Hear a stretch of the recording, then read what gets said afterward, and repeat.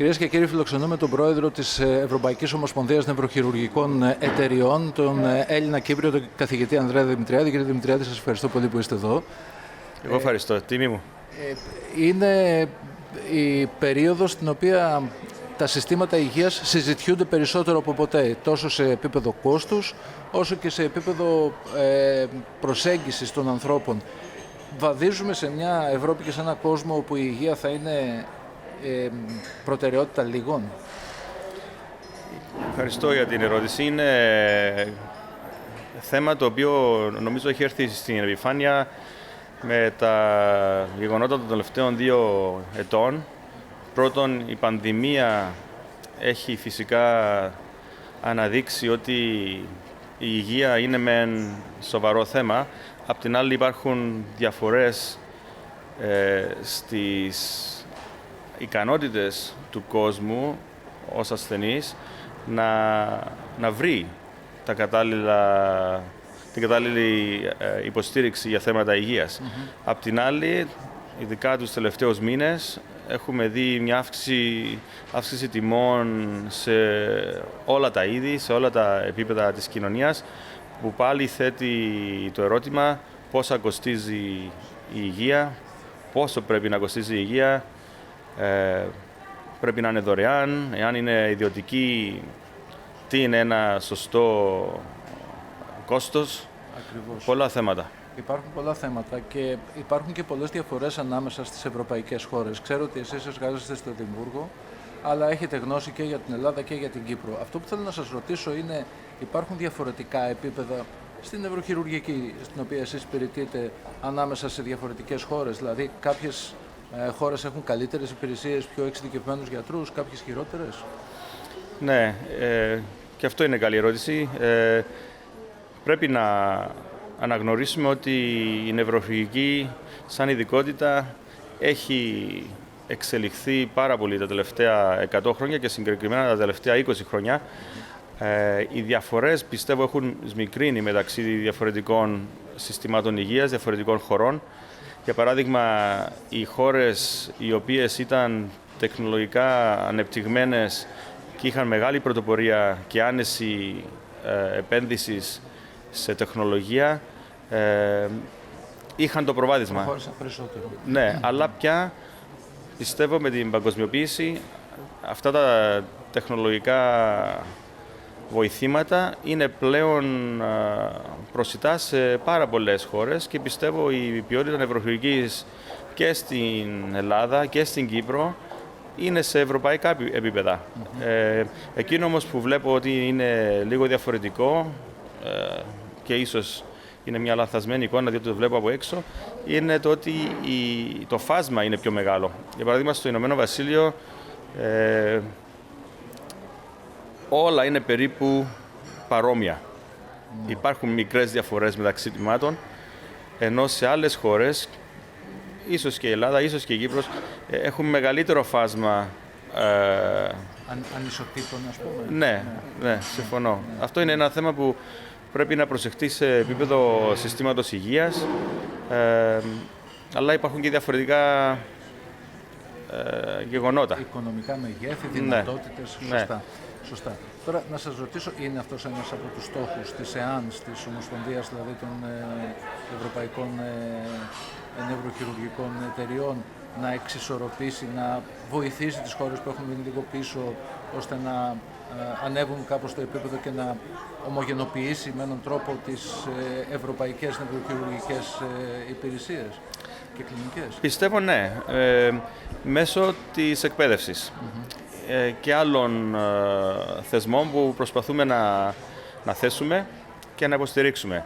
Για παράδειγμα, έχουμε ένα training course το οποίο είναι για ειδικευομένους της νευροχειρουργικής και απευθύνεται σε όλους που είναι σε οποιαδήποτε ευρωπαϊκή χώρα και είναι πλέον στην 50η επανάληψη του. 50 χρόνια, δεν είναι μόνο επανάληψη, διότι κάθε χρόνο είναι 2-3 επανάληψεις. Μιλούμε τώρα, είναι 50 χρονών αυτή η παράδοση και αυτό βοηθά πάρα πολύ, διότι όταν έχεις ειδικευμένους από μια χώρα που κάθονται στο ίδιο τραπέζι και συζητούν τα ίδια θέματα με άλλους από μια γειτονική ή μια άλλη μακρινή χώρα της Ευρώπης, με αυτόν τον τρόπο γνωρίζει ο ένας τα προβλήματα του άλλου, κάποτε μαθαίνει ότι μπορεί να είναι και ακριβώς τα ίδια ή μπορεί να μάθει άλλους τρόπους για να λύσει το ίδιο πρόβλημα. Σε άλλο επίπεδο, εκτός από την εκπαίδευση, έχουμε επίσης εξετάσεις οι οποίες δίνουν πτυχία ευρωπαϊκά, αναγνωρισμένα από την Ευρωπαϊκή Ένωση, τα οποία έχουν το σκοπό να δείξουν πού είναι ο πύχης, πού είναι ο σωστός πύχης, πάνω από τον οποίο αναμένουμε ένα νευροχειρουργό της μοντέρνας εποχής να περάσει. Ναι. Και δεν είναι εξετάσεις οι οποίες είναι μόνο για την πλούσια χώρα της Ευρώπης ή την φτωχή, είναι για όλους τους νευροχειρουργούς. Τώρα λέγεται ότι τόσο η Ελλάδα όσο και η Κύπρος έχουν καλούς γιατρούς, οι οποίοι μάλιστα γίνονται ανάρπαστοι από πολλές χώρες της Ευρώπης. Παράδειγμα, εσείς φύγατε από την Κύπρο, φαντάζομαι, και λειτουργείτε εδώ και πολλά χρόνια στο εξωτερικό, εκτός ελλαδικού χώρου. Αυτό σημαίνει ότι κάποια στιγμή οι πλούσιες χώρες θα απορροφήσουν τους καλούς γιατρούς και οι λιγότερο πλούσιες χώρες θα έχουν μικρότερες δυνατότητες? Ευχαριστώ. Ευτυχώς τα δεδομένα αλλάζουν. Όταν έφυγα εγώ από την Κύπρο πριν 30 χρόνια περίπου, δεν υπήρχε πανεπιστήμιο. Όταν αναγκάστηκα να πάω στο εξωτερικό και στην πορεία έμεινα. Τώρα αυτό δεν ισχύει πια στην Κύπρο συγκεκριμένα, αλλά ισχύει σε άλλες χώρες φυσικά, όπου οι φοιτητές εξενητεύονται και πολλές φορές μένουν, διότι στην πορεία βάζουν ρίζες αλλού και η ζωή τους αλλάζει. Το θέμα είναι αν υπάρχουν ευκαιρίες να επιστρέψουν αυτοί οι Έλληνες είτε στην Ελλάδα είτε στην Κύπρο, πώς θα εκμεταλλευτούμε αυτές τις ευκαιρίες, πώς θα τους ενθαρρύνουμε να επιστρέψουν, διότι όλοι σε κάποια φάση θα έπρεπε να θέλουν να συνεισφέρουν πίσω στην πατρίδα τους. Ναι. Εκεί που εκπαιδεύτηκαν, γιατί φαντάζομαι ότι η εκπαίδευση ενός γιατρού στην πατρίδα του είναι μια μεγάλη επένδυση που κάνει η πατρίδα του στον ίδιο, την οποία προφανώς κάποια στιγμή εκμεταλλεύεται μια άλλη χώρα, έτσι δεν είναι? Συμφωνώ. Και φυσικά τα τελευταία 10 χρόνια έχουμε δει σίγουρα στο Ηνωμένο Βασίλειο, αλλά και σε άλλες δυτικές ευρωπαϊκές χώρες, πολλούς Έλληνες που λόγω της οικονομικής κατάστασης αναγκάστηκαν να μεταναστεύσουν για λίγο καιρό, αλλά πολλοί έχουν μείνει και χαίρομαι που διαπρέπουν. Έχουμε πολλά μέλη στην EANS, οι οποίοι είναι ελληνικής καταγωγής και εξαιρετικής ποιότητας νευροχειρουργοί. Αλλά κάποια στιγμή θα πρέπει να γυρίσουν. Αλλά κάποια στιγμή πρέπει να δούμε πώς θα γυρίσουν. Το πώς είναι, νομίζω, θέμα του Υπουργού Υγείας, όχι του Πρόεδρου της EANS. Σωστό. Ο πρόεδρος της EANS προσπαθεί να αυξήσει την ποιότητα των εκπαιδευτικών προγραμμάτων, να ενθαρρύνει την συμμετοχή από όλες τις χώρες. Χαίρομαι ότι αυτό το συνέδριο στο Βελιγράδι που είμαστε τώρα αυτή τη στιγμή είναι πολύ επιτυχές, τεράστια συμμετοχή. Είναι το πρώτο μετά από 3 χρόνια, διότι το τελευταίο ήταν το 2019. Τα επόμενα αναγκαστήκαμε να τα μετατρέψουμε σε διαδικτυακά και είναι χαρά μας να βλέπουμε τώρα τον κόσμο να έχει επιστρέψει σε face-to-face events με μεγάλη προθυμότητα. Είναι και για μας μεγάλη χαρά που σας είχαμε εδώ και μεγάλη τιμή. Σας ευχαριστώ πολύ για αυτή τη συζήτηση, κύριε Δημητριάδη. Εύχομαι καλή επιτυχία στους στόχους της EANS και στους δικούς σας στόχους προσωπικά. Φαντάζομαι, δεν ξέρω αν είναι και από τους δικούς σας στόχους κάποια στιγμή η επιστροφή στην πατρίδα, για να μεταφέρετε και αυτή τη μεγάλη εμπειρία που αποκτήσατε στα πανεπιστήμια και στις κλινικές του εξωτερικού. Κύριε Γιαννακόπουλε, ευχαριστώ πάρα πολύ. You never know. Never say never. Δεν ξέρουμε. Γιατί όχι. Ωραία. Γιατί όχι. Σας ευχαριστώ πολύ. Είστε καλά. Εγώ ευχαριστώ. Ladies and gentlemen, we're hosting Mr. Lukas Rasolic, who is the president of the Serbian Neurosurgeon Society and the president of this Congress. First of all, I would like to congratulate you for the success of this Congress. I saw even Novak Djokovic yesterday here, right? Yes. Thank you for this opportunity to say some words about Serbian Neurosurgical Society, and This Congress in particular, this is a Congress of European Association of Neurosurgical Societies. It was planned to be in 2020. We started bidding for the Congress in 2016, and as a Serbian Neurosurgical Society, as a local host, we lost in Athens from Dublin for 4 votes, and then again we applied in 2017 in Venice, and it was a clear win. A clear win for Serbia. Yes, and we were very happy. We are still very happy about this, and it was planned to be in 2020. For 2020, this Congress was completely set up in a convention center, which Nearby, is which is nearby, nearby, yeah. which is now renovating. And unfortunately, due to the pandemic, this Congress was postponed. Yes. But postponement is a major issue because Yeah. many congresses at that time were cancelled or transformed to digital or full digital or postponed in some manner that nothing was clear when it will happen. Yeah. But we succeed to receive the anonymous decision from the ENS board that the Congress, ENS Congress 2022 or 2020 should be postponed for 2022. It was my personal request to the ENS board, and they accepted this anonymously. And then again, we were facing with a situation that this is the biggest continental Congress in Europe and beyond. So hosting this Congress and organizing everything what is necessary was another difficulty which appears due to the renovation of the convention center. So we were in a period of 4 months at the beginning of this year trying to find a solution for this hosting this Congress in a Belgrade Fair, which is a nice facility, but it was extremely difficult to obtain 100% soundproof isolation for the convention part. For the exhibition area, Belgrade Fair was ideal. But since the convention part, conference was very important and is very important, then ENS board decided to come back here in the Crown Plaza, which is the practically not a real convention center, but conference center, which fortunately could host all this scientific part of the Congress. But the challenge was how to provide space for the exhibition area for our industry partners, which is Outside in the camp. yes. So then, after thorough evaluation, decision was made to have a temporary space, which is a Structure and temporary yeah, structure. which is a temporary structure, which is a tent in close connection with Crown Plaza, and it appears to be a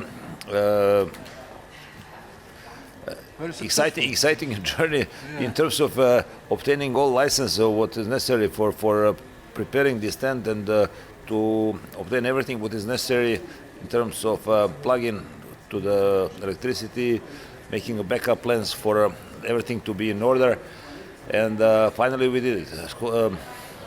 Tent is 3,000 square meters. Yeah. And it will be removed after the Congress, and all environment will be fixed in a previous condition before of this. But it works. It's really nice.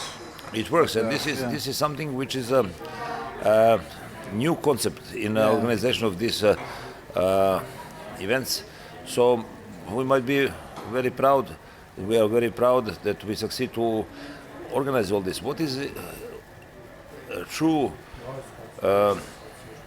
let's say challenge in organizing this, because organization of this event requests perfect collaboration and coordination of more than several, not individuals, but teams. Yeah. and those teams were working from early in the morning to the late in the evening in close communication and collaboration in order to fulfill this. These teams are in group from Vienna, who is central ENS PCO. We are local host, we have a local PCO.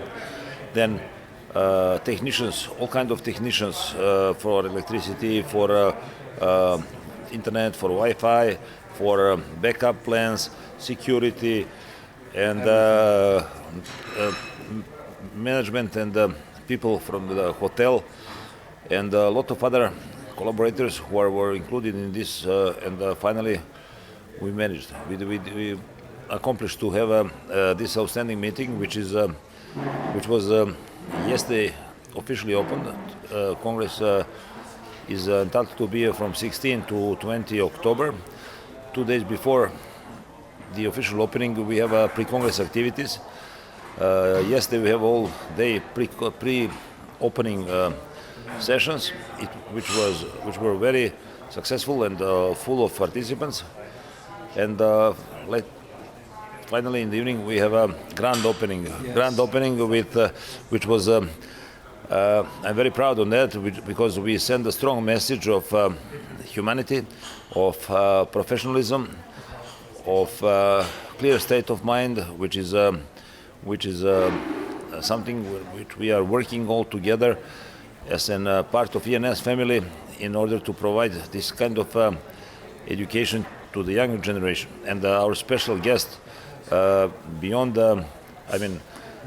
Serbian official representatives were present in the ceremony, Minister of Health and Minister of Science. Mm-hmm.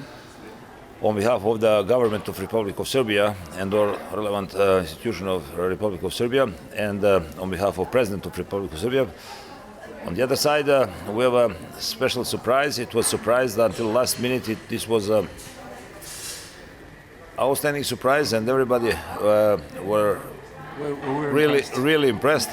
Yes, and special guest star was one and only Novak Djokovic, a worldwide celebrity in tennis, and he presented himself and his state of mindset in the best possible way, sending a absolutely complimentary message to all our activities. And after that we have a nice after party marking this unique event in this area. This Congress never happened out of the, let's say, so-called borders of the Western Europe. Yes. And this is something what we are very proud. I understand that you had to overtake a lot of obstacles, a lot of difficulties to finally succeed and have this Congress here. And I wanted to ask you how important it is for the people of Serbia Republic, I mean for the health system, young doctors and inhabitants of the area. Yes, there are several benefits from this Congress, more than several, but I will now emphasize a few of them, mm-hmm. which are of true importance. One first benefit is for the patient. Young neurosurgeons, not only young neurosurgeons, but also old neurosurgeons who have to be up to date and have to be continuously educated in terms of following what are trends, insights and innovations in neurosurgery in order to provide the best possible service to their patients. They receive it on the spot. Mm-hmm. They receive it on the spot in Belgrade, and reducing all other difficulties in terms of long distance traveling, organizational aspects, financial aspects, etc., etc. And the possibility to have 1,000 experts in the field from different fields of neurosurgery in one spot. I'm not talking about participants now, I'm talking about the lecturers and experts who are going in their lectures. From over the world, and yes, and that personal interaction in communication and forthcoming collaboration in future in terms of exchanging experience and knowledge and everything, it is of outstanding importance. This is the first benefit. Second benefit is for health system of Republic of Serbia. we are now capable to treat our patient and manage all challenges in the best possible manner. So we are reduced sending patients in foreign centers, foreign countries, foreign centers for treatment, and this is very important. And third benefit is branding, marketing, financial issues for the city of Belgrade, for the Republic of Serbia, for the promotion of the Belgrade and Serbia, and all of these benefits are now accomplished. Yeah, yeah. And I'm sure that Serbian neurosurgeons will use this opportunity in the best possible way to have this in their hands to improve their work and to provide to patients best possible quality of service. And finally, a little wider picture. Serbian neurosurgeons, myself personally, we are one of the pillars of the creating a Southeast European Neurosurgical Society, in which participate all neurosurgeons as individual members from all countries which are belonging to the Southeast Europe geographically and demographically. And all of them are here now. All of them there have their contribution in creating of this Congress. And this is something which reflects also to the whole region in terms of improving visibility of the region, in terms of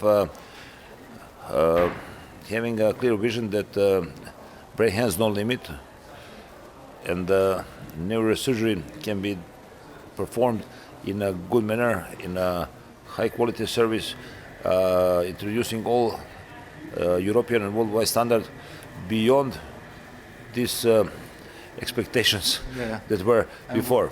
And we all found time to have some good time here in Belgrade. I mean, yeah. We visited restaurants, cafes, Yes. and everything. Belgrade is very famous, and Serbian people and Serbia in general are very famous for the hospitality. For the kindness. This is something what we share in this region with our each individual own particularities, but all countries in the Southeast Europe are very famous for their hospitality, and Serbia particularly, Belgrade especially, are always ready to welcome all people of goodwill to introduce themselves and to feel like at home and to make some to have some nice time, to achieve some professional achievements in Belgrade and Serbia, and we are very proud on that.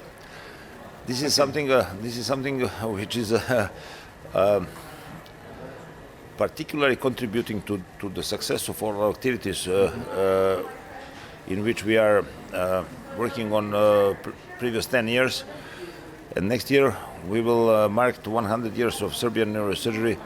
We have more than 100 already confirmed experts from all over the world who will participate next year in marking this important landmark in our Serbian neurosurgical history.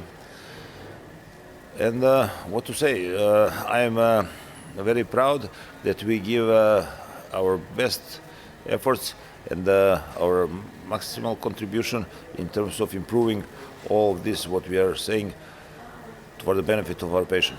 Professor Austерлitz, I want to thank you so much for this conversation, and just wish to achieve all your targets, all your aims, all your goals for the benefit of your society here and your country.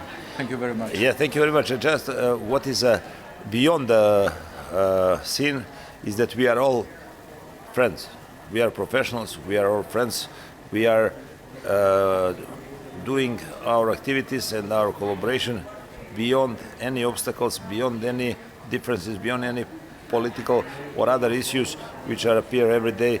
And this is something what is a real benefit, a real contribution for this in this period, which is very difficult in the whole world.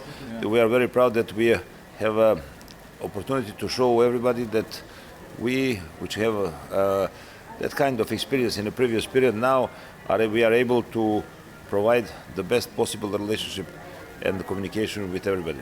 Thank you very much once again. Thank you. Thank you for this opportunity. We have the great honor to host here Mrs. Gail Rousseau, who is a neurosurgeon, a medical doctor, and also a woman that tries to expand health coverage all over the world in a project that is named Global Health or Global Neurosurgery. That's right. Right. Thank you That's very right. much for being here. And I have to admit that I'm impressed of this project. I didn't know it was existing, but I feel that it's very justifying the idea of the global health and global neurosurgery. It is something that we should have done a long time ago.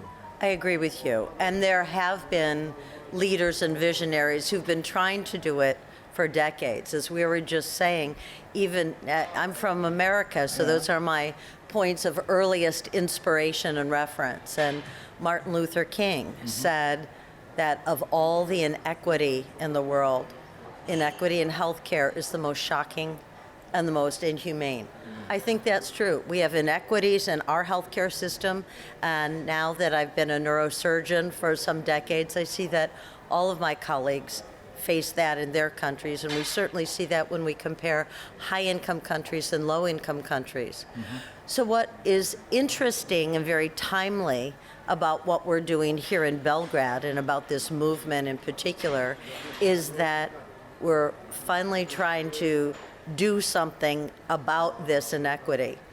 You know, the World Health Organization was started in 1948 when the UN was, and since its inception, most of global health has been about clean water, about vaccinations, about communicable diseases.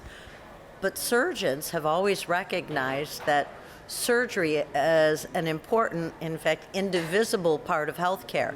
If you or someone you love has a life-threatening infectious disease, or they have a life-threatening surgical problem, it doesn't quite matter to you whether it's the medical, the result is the same, exactly.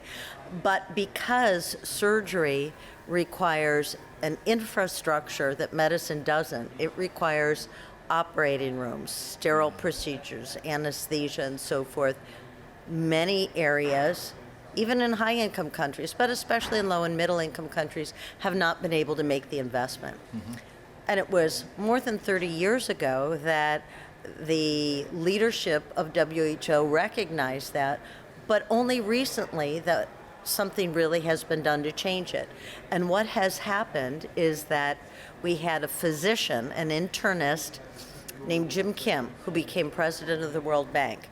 And although he worked in internal medicine, he really was involved in global health, and he recognized that surgery was underrepresented. And in fact, he and the late Paul Farmer, his friend and colleague, coined the term surgery is the neglected stepchild of public health. And so they sought to do things to help us surgeons move into the mainstream of public health. When Jim Kim became the president of the World Bank, he issued what was called the World Bank Challenge, and he said to the world surgeons, prove the economic point, prove the case that individual nations should make an investment in surgery for their populations. And so that World Bank Challenge was picked up by the Lancet, and the Lancet Commission on Global Surgery was formed.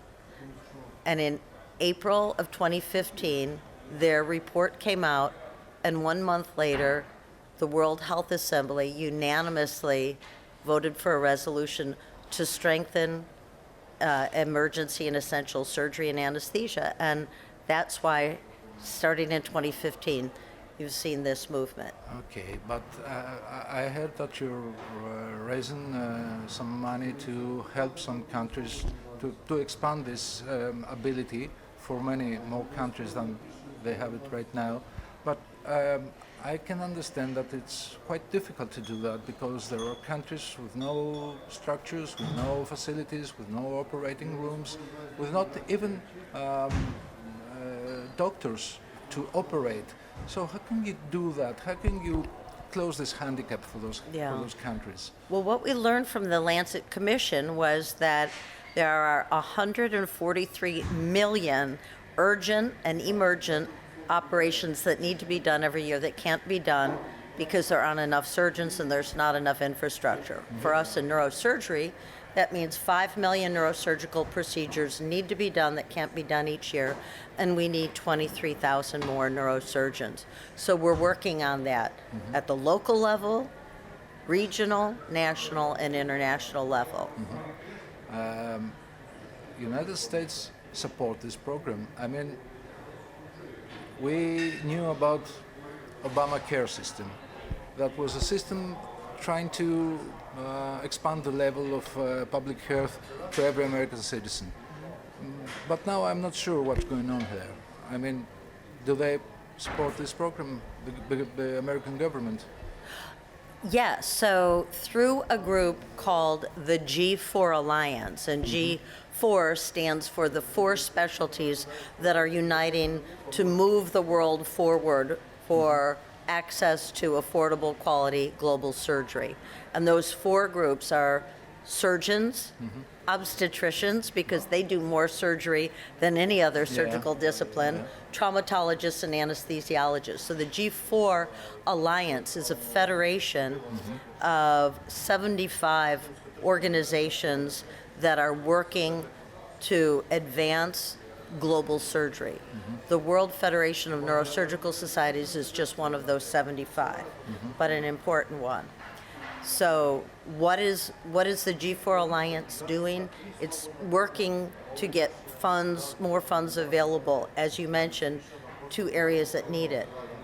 In my country, the G4 Alliance Resource Mobilization Group has been able to get language in the U.S. budget to have United States funds go for global surgery for neglected conditions. It's in the current budget, so that means that the USAID director, Samantha Power, the administrator of USAID, needs to report to Congress. Well, it was 90 days when the budget passed. We're getting close to the reporting time to show what is USAID doing for global surgery. So that's one element. That's what we're doing in my country. On a global level, the Global Surgery Foundation has been started, housed in UNITAR, the United Nations organization, and in Geneva.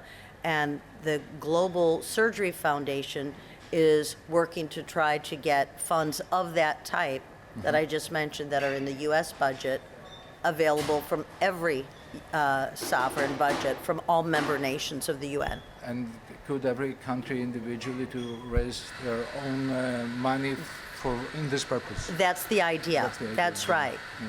That's right. Are you optimistic? Charity can only go so far. What we're talking about now here at this meeting in Belgrade is there are a number of very big-hearted neurosurgeons whose departments and universities are involved in twinning programs, and they give of their free time, their own personal money. They get vendors who are sponsors to try to help with that. That's a great step for right now, but it's not sustainable. You can't base the surgical care in any community, much less a nation, on charity. Right. It has to be worked into the system. And that means that we have to achieve a global system caring about these issues, because I understand that now you're on this project, tomorrow someone else may be, but the day after that, maybe nobody cares about it. So we have to achieve. Well, I think we're all going system. to care. I mean, the world is global, right? Yeah, it's going to stay that way. And so you might call it enlightened self-interest. What I mean by that is, even if you say, well, it's too bad those people over there don't have access to surgical care, but it doesn't really affect me. Even that is a backwards way of thinking, because the world is global.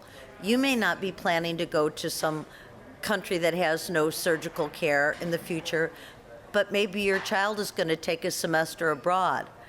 Or maybe some other person that you love. Maybe you'll have a business meeting there and get hit by a taxi. Yeah. You want to have surgery available to Potentially, everyone. we all could be victims of an accident or whatever, wherever. and Exactly. whenever. Or our appendix could act up, Yeah, or we could need heart surgery.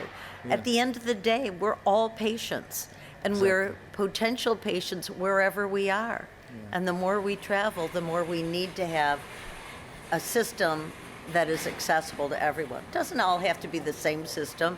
It'll vary by region and by nation, but there has to be care available. It has to be quality care. Yeah. And you have to feel secure in every place in this global planet. That's right. Yes. Thank you very much. It was fascinating. It was brilliant, the idea, and of course, it's a great honor for us to share it with us. I really want to thank you. It's my pleasure. Can I tell you why we call it neurosurgery's moonshot? No. Yeah, of course you may. Yeah, so we're referring to this challenge, the need for us to be able to train 23,000 more neurosurgeons Okay. so that we can do the 5 million urgent operations in our discipline that aren't being done. We call it our moonshot because it's a big task, right? It's a Yeah. big challenge. But we're taking inspiration from the moonshot speech of John Fitzgerald Kennedy, who, in telling the world about this vision he had of going to the moon, he gave a speech in 1962 in which he said, "We choose to do this not because it is easy, but because it is hard, because that goal will serve to organize and measure the best of our energy and skills. Because that challenge is one that we are willing to accept, we are unwilling to postpone, and one that we intend to win." It's fantastic. Thank you. Thank you. It's my Mrs. pleasure. Fisher. Thank you. Thank you.